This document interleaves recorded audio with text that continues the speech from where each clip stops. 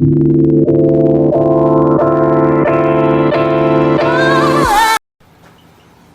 red blue lights are hitting me in the eyes. They're obnoxious, I think to myself. Everyone can see my granny being loaded into that ambulance. We don't need the lights anymore.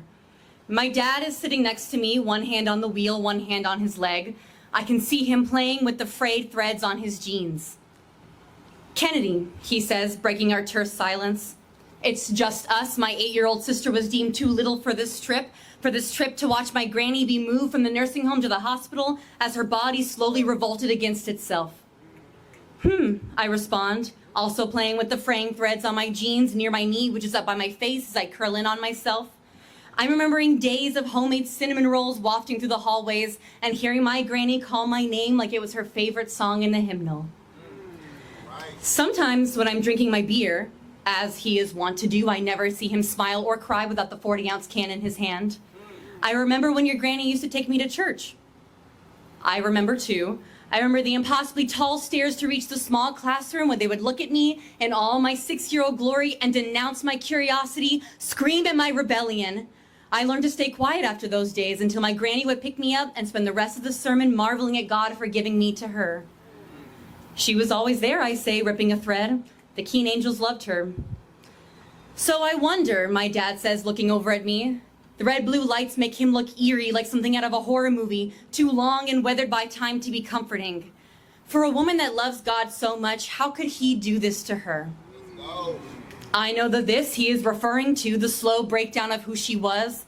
I've been noticing more and more every time we go. She can't use her hands anymore. Hell, she can't even use her voice. The only thing that's left is a small, raspy sound as she looks at me and my father and calls me Brenda and calls him George, my mother and my grandfather, respectively. But no other sound comes out, not out of her and not out of me. What am I supposed to say to this? He knows I go every time the chapel doors are open to find a seat amongst God's chosen people to try to figure this shit out. The shit he's left with me, the shit I have a hard time cleaning up myself. He knows when he picks me up and sees my eyes and nose illuminating red that I'm exercising my sins and my shame at the feet of a father who is supposed to understand me.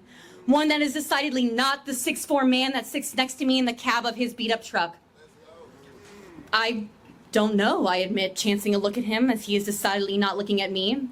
I don't think we're supposed to know. I could feel his radiating fear next to me. We get what we put out there. God is supposed to be loving, he starts. That's what she always said, my mom. I curl my bottom lips into my teeth thinking about my own mom, who swears that if we act the right way, we will be rewarded. A statement so in line with my granny that I swallow hard against the knot of mucus that sits in my throat. Yeah, I know. But even I don't sound convincing to myself anymore.